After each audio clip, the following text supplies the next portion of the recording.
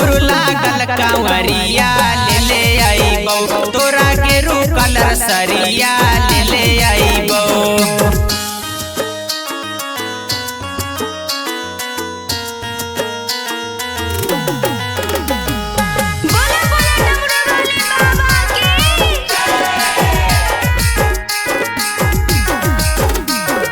मोतीपुर से लेबै हम दर्जन दर्जन चूड़िया आन दिहा पिया मोतीहारी से टिकुलिया।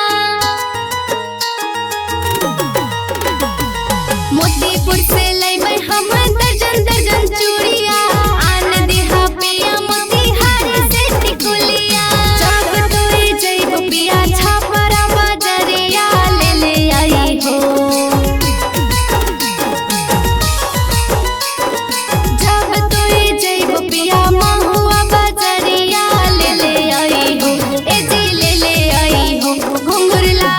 कवरिया ले ले आई हो ए जी गेरू रंग सरिया ले ले आई हो।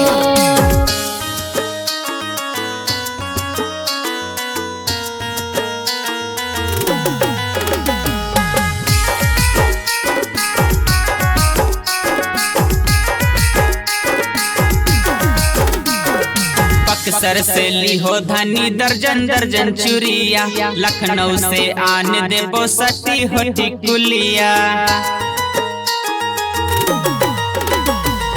बक्सर से लीहो धनी दर्जन दर्जन चूड़िया लखनऊ से आन देबो सती हो टिकुलिया। जब हम जइबो धनी नवादा बजरिया ले ले आईबो। जब हम जइबो धनी जमुई बजरिया ले ले आईबो ए जी ले ले आईबो घुंघरू लागल कांवरिया ले ले आईबो तोरा गेरू कलर सरिया।